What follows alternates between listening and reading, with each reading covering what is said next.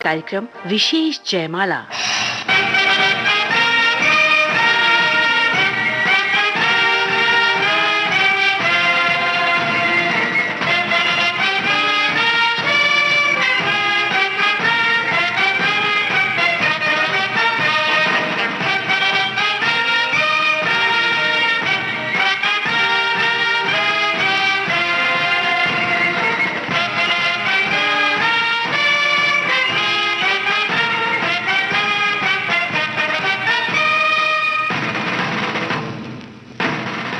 आजादी। जरा याद करो कुर्बानी, सैनिकों की शौर्य गाथा, अशोक चक्र।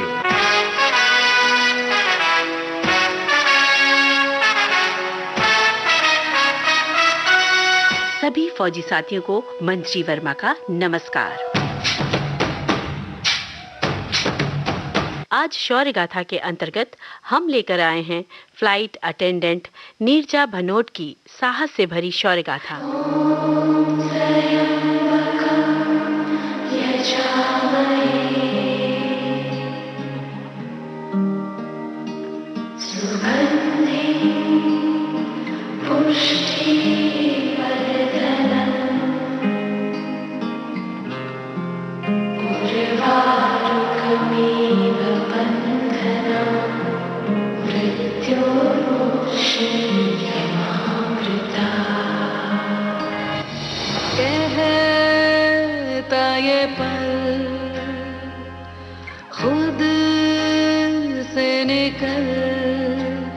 जीते हैं चल, जीते हैं चल, जीते हैं चल। हम मुसाफिर था जाने दे, ऊप आंगन में आने दे। जीते हैं चल, जीते हैं चल, जीते हैं चल। यदि किसी के इरादों और हौसलों में जान हो, अटल इरादा हो, तो व्यक्ति हर मुसीबत में त्वरित निर्णय लेकर लोगों की रक्षा सुरक्षा के साथ वो अपने भी सुरक्षा कर सकता है। वहीं जब हालात कुछ विषम हो तो ऐसे साहसी लोग अपने बारे में ना सोचकर पहले दूसरों के बारे में सोचते हैं। उनकी हिफाजत को वो सर्वोपरि समझते हैं। ये सही भी है कि सच्चा इंसान वही है जो सदा दूसरों के काम आए। ऐसी ही शौर्य गाथा आज हम आपको सुनाने जा रहे हैं। पलवों के नीचे है ठंडी सी एक धरती, कहती है आजा दौड़ेंगे। यादों के बक्सों में जिंदा सी खुशबू है, कहती है सब पीछे छोड़ेंगे। उंगलियों से कल की रेत बहने दे, आज और अभी में खुद को रहने दे। कहता ये पल खुद से निकल। जीते हैं चल, जीते हैं चल, जीते हैं चल। एक टुकड़ा हंसी चख ले, एक डली जिंदगी रख ले। जीते हैं चल, जीते हैं चल, जीते हैं चल।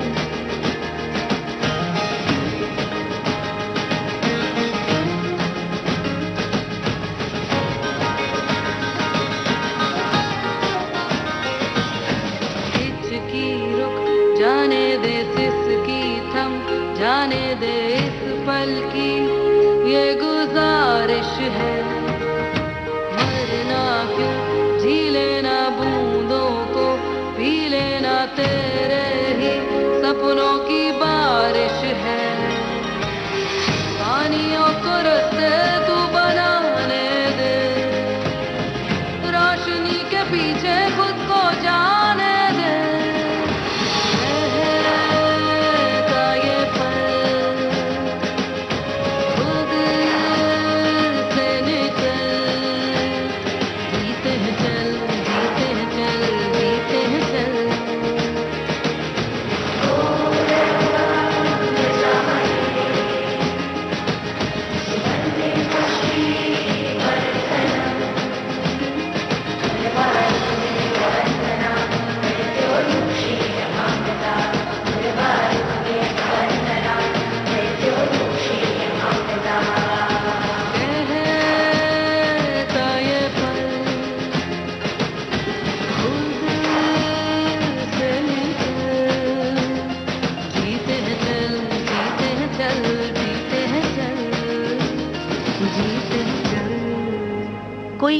नहीं जानता कि कब कौन सी मंजिल के रास्तों पर कांटे बिछ जाएं। सपना तो सब अच्छा ही देखना चाहते हैं, जैसा कि अनंत विशाल आकाश की ओर टकटकी लगाकर हमारे नयन यही देखते हैं कि नीले आसमान में उजले रुई के फाहे जैसा बादल हवा के झोंकों से कैसे उड़ते चलते रहते हैं। कभी कोई बादल का टुकड़ा अकेला रह जाता है तो कभी समूह बन जाता है। आखिर कैसे? एक जिज्ञासा होती है कि इन्हें छूकर देखें। वहीं ऐसा भी सपना होता है कि काश आसमान की सैर कर पाते। किसी ने क्या खूब कहा है कि जब इरादा बना लिया ऊंची उड़ान का, फिर देखना फिजूल है कद आसमान का। यदि ऊंचे आसमान को छूना है तो उस मंजिल को देखना होगा जो तुम्हारा इंतजार कर रही है। कुछ ऐसा ही हुआ विमान परिचारिका नीरजा भनोट के साथ। कैसे वे इन आसमानों की सैर पर निकली और फिर जो कुछ हुआ वो शौर्य गाथा बन गया। सोचा कहाँ था ये जो हो गया, माना कहाँ था ये लो हो गया। छुट्टी कोई काटो ना है हमको होश में, कदमों को थामो ये है उड़ते जोश में। बादल पे पाँव है या छूटा गाँव है, अब तो भाई चल पड़ी अपनी ये नाव है। बादल पे पाँव है या छूटा गाँव है, अब तो भाई चल पड़ी अपनी ये नाव है।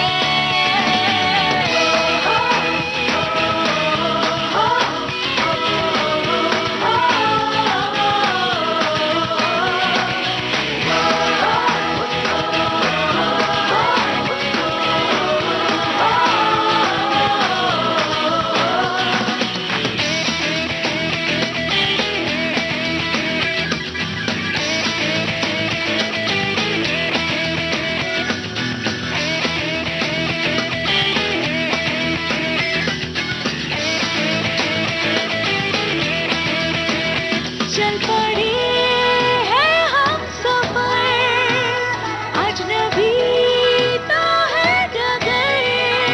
लगता हमको मगर कुछ कर देंगे हम मगर, ख्वाब में जो दिखा पर था छिपा बस जाएगा वो नजर। बादल पे पाँव है या छूटा गाँव है, अब तो भाई चल पड़ी अपनी ये नाव है। छूटा गाँव है, अब तो भाई चल पड़ी अपनी ये नाव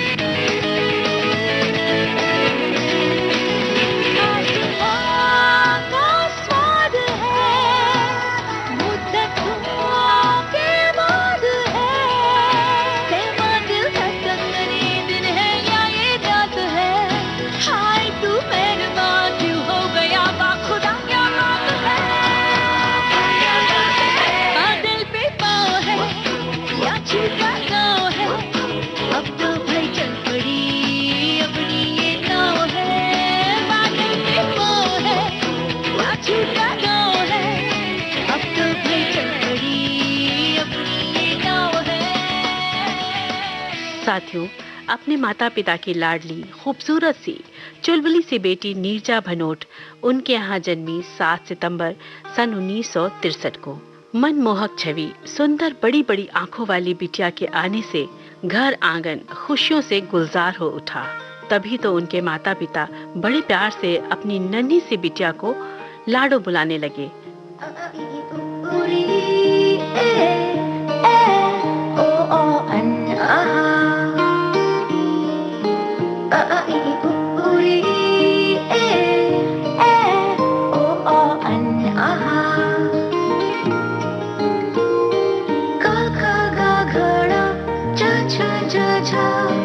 या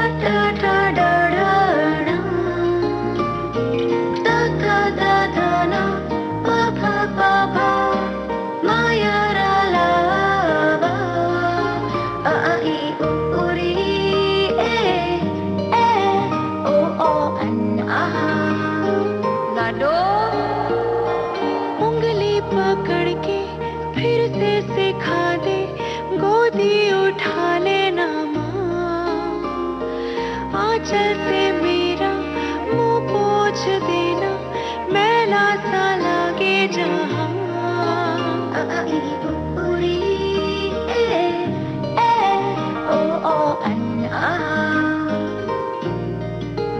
आंखें दिखाए मुझे जब जिंदगी, याद मुझे आती है तेरे गुस्से की। डांटा भी तो तूने मुझे फूलों की तरह, क्यों नहीं माँ सारी दुनिया तेरी तरह।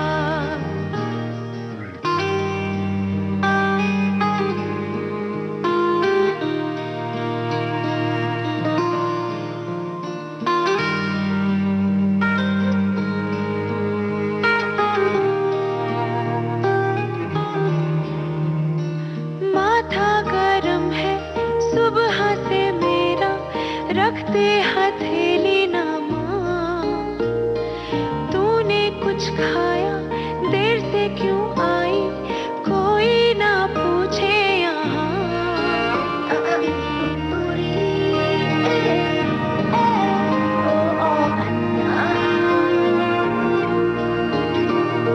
हीरा कहा कभी नगीना कहा, मुझे क्यों ऐसे पाला था माँ। तेरी नजर से मुझे देखे ना जहां, दुनिया को तो डांटेगी ना माँ। तेरी नजर से मुझे देखे ना जहां, दुनिया को तो डांटेगी ना माँ। मुझको शिकायत करनी है सबकी, मुझको सताते हैं माँ। अब तू छुपा ले बात बुला ले, मन है अकेला यहाँ।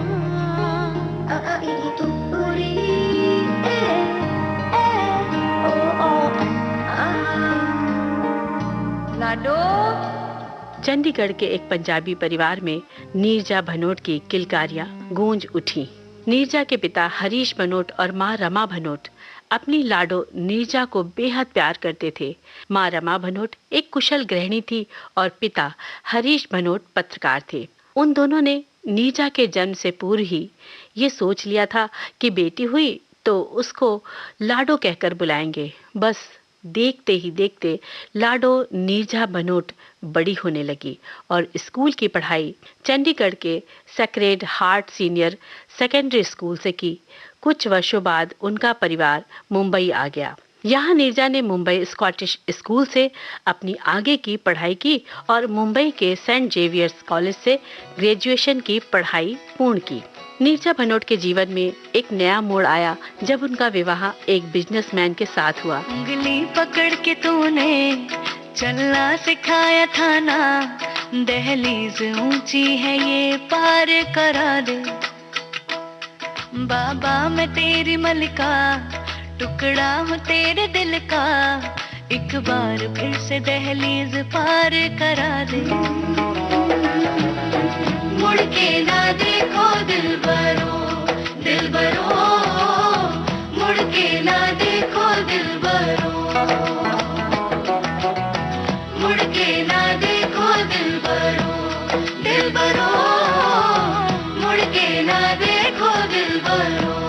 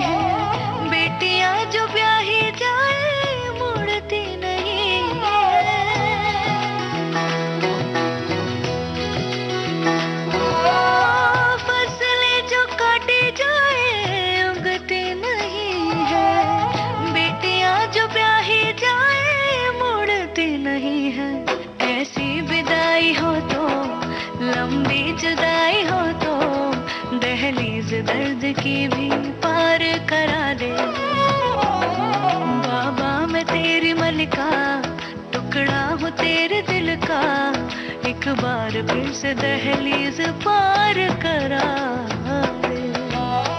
मुड़ के ना देखो दिलबरो, दिलबरो, मुड़ के ना देखो दिलबरो, दिलबरो, मुड़ के ना देखो दिलबरो, दिलबरो, मुड़ के ना देखो दिलबरो।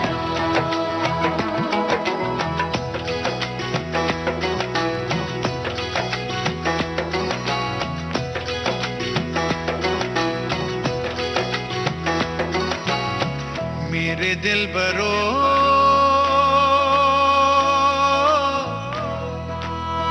बर्फे गलेगी फिर से, मेरे दिलबरो, फसलें पकेगी फिर से, तेरे पाँव के तले मेरी दुआ चले, दुआ मेरी चले। उंगली पकड़ के तूने चलना सिखाया था ना, दहलीज ऊंची है ये पार करा दे। बाबा मैं तेरी मलिका, टुकड़ा हूँ तेरे दिल का, एक बार फिर से दहलीज पार करा दे। मुड़ के ना देखो दिलबरो, दिलबरो, मुड़ के ना देखो दिलबरो, मुड़ के ना देखो दिलबरो, दिलबरो, मुड़ के ना देखो दिलबरो। अच्छे से ध्यान बच, जो मेरू साथ ध्यान हो जानो, अच्छे से ध्यान बच। अब समय हो चला है एक अंतराल का।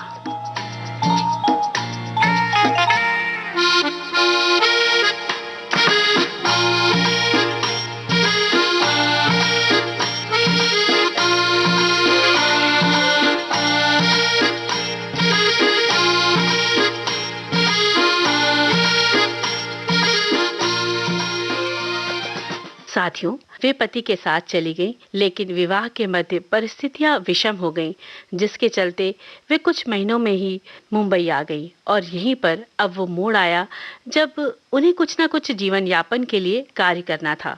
स्कूल कॉलेज के दिनों में ही वे मॉडलिंग भी किया करती थी, इसीलिए वापस आकर उन्होंने कुछ मॉडलिंग कॉन्ट्रैक्ट पूरे करने शुरू कर दिए। नीरजा भनोट को राजेश खन्ना की फिल्में बड़ी पसंद थी। अक्सर वे डायलॉग बोला करती थी। एक रोज उन्हें पता चला कि किसी फ्लाइट कंपनी का, जिसका नाम पैन एम था, उसमें नौकरी का अवसर है। बस उन्होंने यहाँ नौकरी के लिए आवेदन भर दिया। साल 1985 में उनका चयन हो गया केबिन क्रू के रूप में। उन्हें फ्लाइट अटेंडेंट, विमान परिचारिका के लिए प्रशिक्षण लेने मियामी, फ्लोरिडा जाना था। वे वहां गईं और वापस मुख्य उड़ान परिचारिका के तौर पर आईं, जिसे पर्सर कहा जाता है। उन्होंने एंटी हाईजैकिंग कोर्स भी किया। इस तरह से नीरजा भनोट की जिम्मेदारी ये हो गई कि उन्हें ये देखना होता था कि एयरलाइंस यात्री सुरक्षित और आराम से हैं या नहीं। यानी फ्लाइट पर्सर विस्तृत रिपोर्ट पूरी करता है और सत्यापित करता है कि सभी सुरक्षा प्रक्रियाओं का पालन किया जाता है या नहीं। इस तरह पैन एम में कार्य के दौरान उनका मॉडलिंग करियर भी चलता रहा। वे अपनी दोनों जिम्मेदारियों को बाखूबी निभा रही थीं। उम्मीदों से ज्यादा है हौसलों में दम, हम चाहे तो रख दे सितारों पे कदम। उम्मीदों से ज्यादा है हौसलों में दम, हम चाहे तो रख दे सितारों पे कदम। अगर हम ठान ले, अगर हम ठान ले, अपने सामने झुका दे ये जहां। We are walking on, we are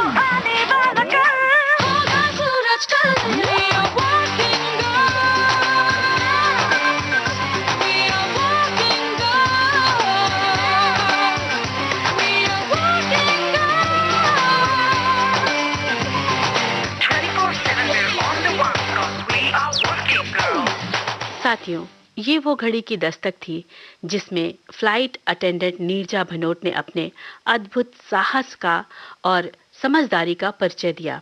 ये घटना है 5 सितंबर सन 1986 की, जब पैन एम 73 फ्लाइट मुंबई से अमेरिका के लिए रवाना हुई, जिसे कराची और फ्रैंकफर्ट होते हुए न्यूयॉर्क जाना था। इस फ्लाइट में 360 पैसेंजर सवार थे, जो कि अलग-अलग देशों के थे और अपनी यात्रा पर अपने स्थान पर जा रहे थे। इस फ्लाइट में 19 क्रू मेंबर थे। तय वक्त पर पैन एम 73 उड़ान भरती है। 5 सितंबर सन 1986 को, जिसका पहला स्टॉपेज कराची एयरपोर्ट था, जहां करीब 4:30 बजे सुबह फ्लाइट लैंड हुई। इस फ्लाइट के अंदर सब कुछ सामान्य चल रहा था। कराची एयरपोर्ट पर 109 यात्री उतर गए, क्योंकि उनकी यात्रा यहीं तक पूरी होनी थी। साथियों, कराची एयरपोर्ट से कुछ यात्री चढ़ने की तैयारी में थी, तभी अचानक ये हादसा घटित हुआ। रनवे पर अचानक एयरपोर्ट सिक्योरिटी फोर्स की गाड़ी सायरन बजाती हुई और लाइट फ्लैश करती हुई तेजी से फ्लाइट की तरफ आई और सिक्योरिटी फोर्स की स्काई ब्लू ड्रेस में 2 लोग तेजी से उतरकर फायरिंग करते हुए प्लेन में दाखिल होने लगे। उनके पास हथियारों से लदे बैग थे। फायरिंग की आवाज से सब लोग उस ओर देखने लगे।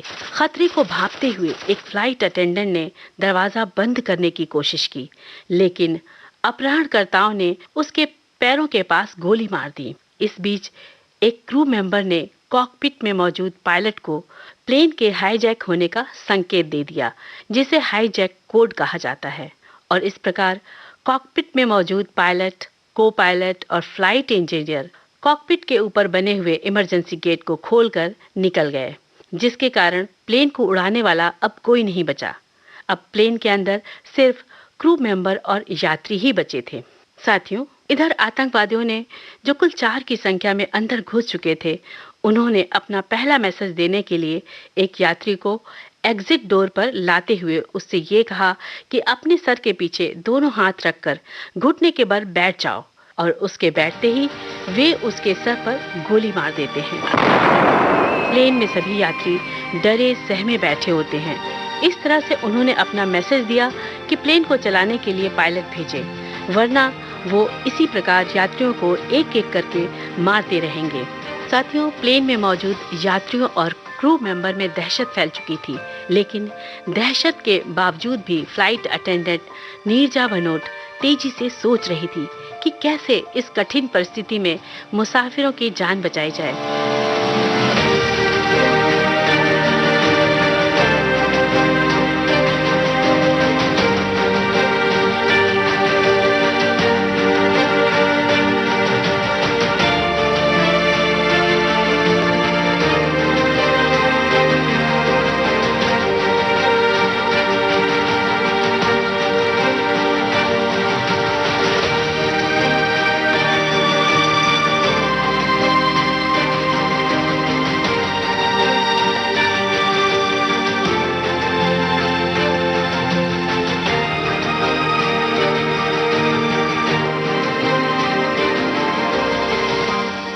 उसी बीच जो मुख्य अपहरणकर्ता था, उसने फ्लाइट अटेंडेंट नीरजा भनोट को सबसे पासपोर्ट इकट्ठा करके लाने का आदेश दिया, लेकिन फ्लाइट अटेंडेंट नीरजा भनोट उनके खतरनाक इरादों को भांप चुकी थी।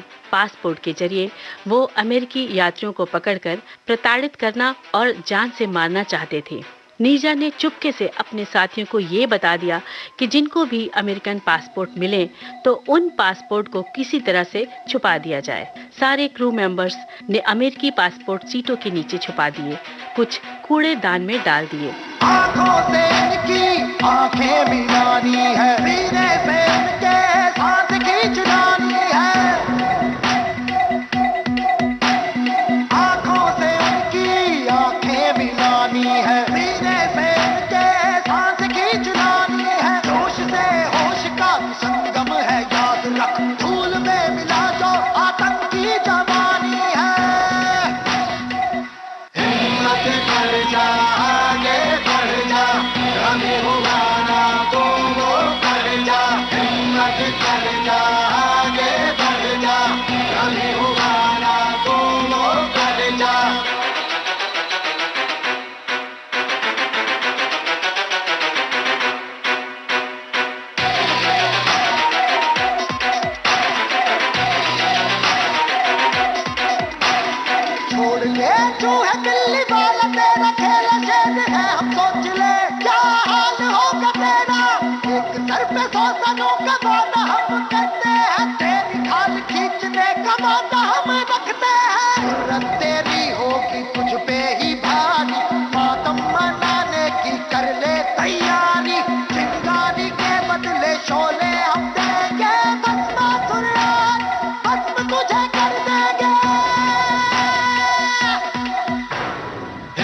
हिम्मत कर जा, आगे बढ़ जा, कभी हुआ ना तू वो कर जा, हिम्मत कर जा, आगे बढ़ जा, कभी हुआ ना तू वो कर जा। आप सुन रहे हैं कार्यक्रम विशेष जयमाला के अंतर्गत अशोक चक्र से सम्मानित फ्लाइट अटेंडेंट नीरजा भनोट की साहस से भरी शौर्य गाथा। अब समय हो चला है एक अंतराल का।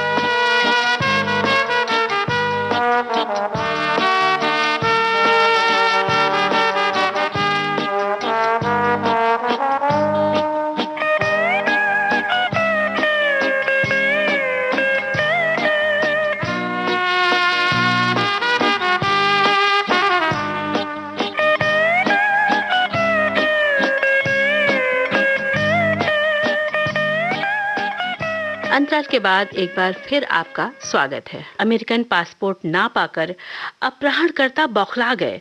वो एक ब्रिटिश नागरिक को खींचकर द्वार पर लाए और एयरपोर्ट अथॉरिटी से बात करने की कोशिश की। एयरपोर्ट अथॉरिटी ने कहा कि प्लेन में एक रेडियो इंजीनियर भी है, उसके द्वारा रेडियो से बात करें। तब वे उस रेडियो इंजीनियर को पकड़कर लाए और उसके द्वारा बात करनी शुरू की। इधर पाकिस्तानी सेना के कमांडो और पाकिस्तानी रेंजर्स को हाई अलर्ट पर रखा गया। 17 घंटे तक ये सब चलता रहा। तभी अचानक प्लेन के अंदर की लाइट चली गई और इमरजेंसी लाइट ऑन हो गई। इस बीच मौका देखकर फ्लाइट अटेंडेंट नीरजा भनोट ने एक द्वार खोल दिया।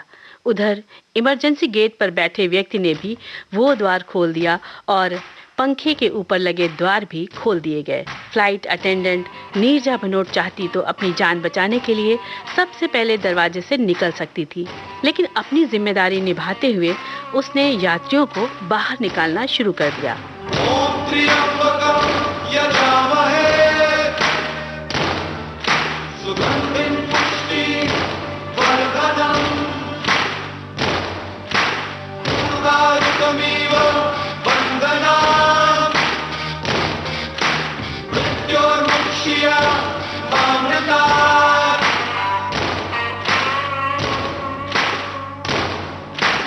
आंखें मिलाएंगे डर से गुजरेंगे मुश्किलों के मोहल्ले से निकले हैं जुनून लेके घर से आंखें मिलाएंगे डर से आंखें मिलाएंगे डर से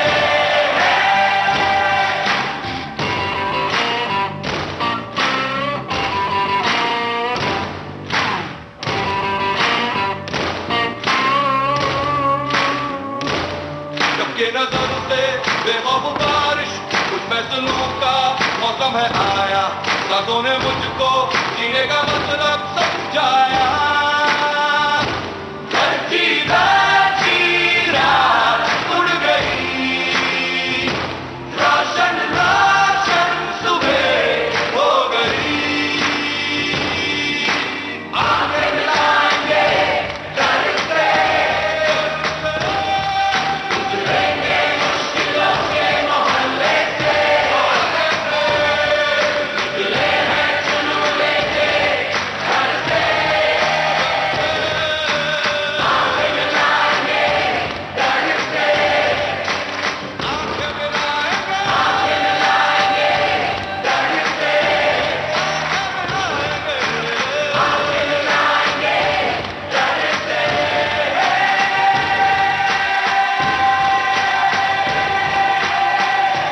अपहरणकर्ता हड़बड़ाहट में गोलियां चला रहे थे। तब तक अनेक यात्री जान बचाने में सफल हो गए थे, लेकिन 3 बच्चे फंसे रह गए। फ्लाइट अटेंडेंट नीरजा भनोट ने उन्हें सुरक्षित निकालने की कोशिश की। उसी समय अपहरणकर्ताओं की नजर उस पर पड़ गई और उन्होंने गोलियों की बौछार कर दी। नीरजा भनोट बच्चों की ढाल बनकर बीच में आ गई और बच्चों को सुरक्षित द्वार से निकाल दिया, लेकिन गोलियों की मार से वो बुरी तरह घायल हो चुकी थी। उसे आनन फानन में अस्पताल पहुंचाया गया, लेकिन उसकी जान नहीं बचाई जा सकी।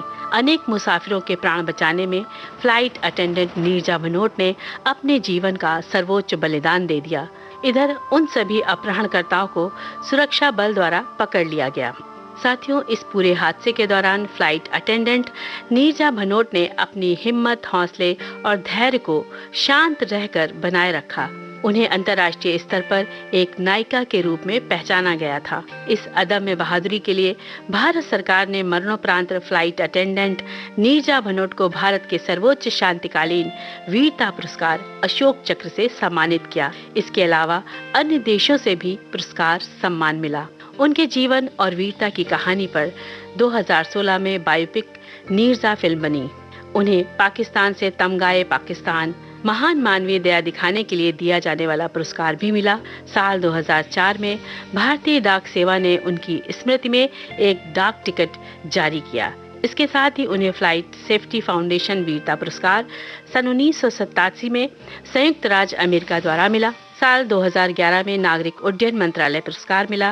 विशेष साहस पुरस्कार 2006 में और संयुक्त राज्य अमेरिका का न्याय विभाग संयुक्त राज्य अमेरिका द्वारा मिला। 2 जुलाई 2016 को हाउस ऑफ कॉमन ब्रिटेन की संसद में भारत गौरव पुरस्कार प्रदान किया गया। ओ शहीदों, ओ शहीदों, ओ शहीदों,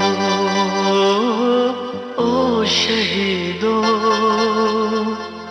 तुम पे सारे देश को अभिमान है, तुम पे सारे देश को अभिमान है। जान दी तुमने वतन पे, जान दी तुमने वतन पे, हम पे ये एहसान है। ओ शहीदों, ओ शहीदों, तुम पे सारे देश को अभिमान है, तुम पे सारे देश को अभिमान है।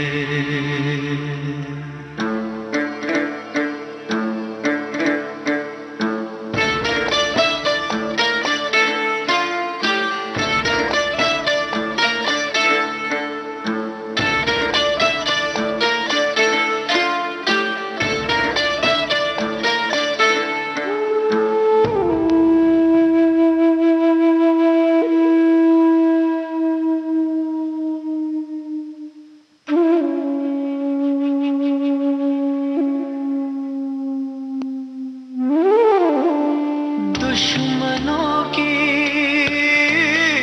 लाशों को भी हमने तो इज्जत बख्श दी, दुश्मनों की लाशों को भी हमने तो इज्जत बख्श दी। घर में अपने घर दिया, ये शान हिंदुस्तान है। घर में अपने घर दिया, ये शान हिंदुस्तान है। ओ शहीदों, ओ शहीदों, सारे देश को अभिमान है, तुम पे सारे देश को अभिमान है।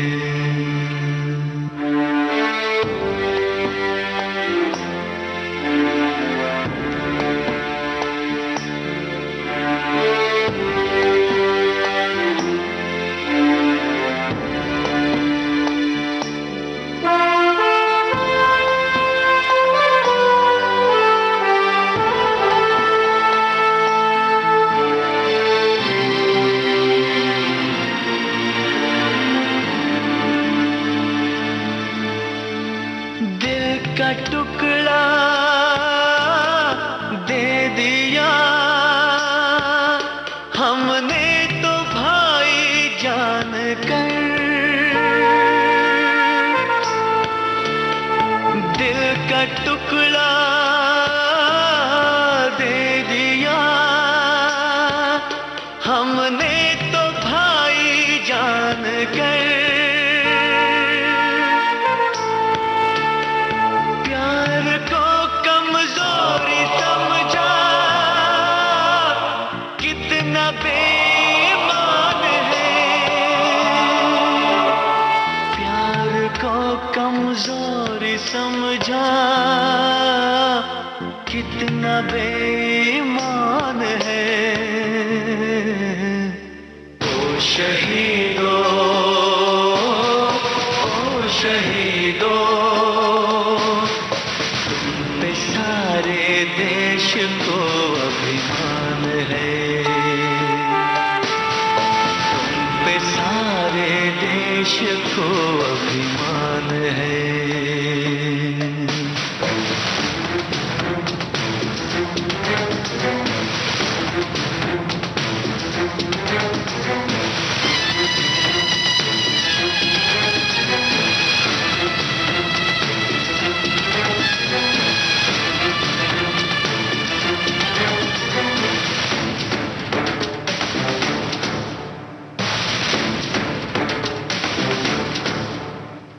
ना करो,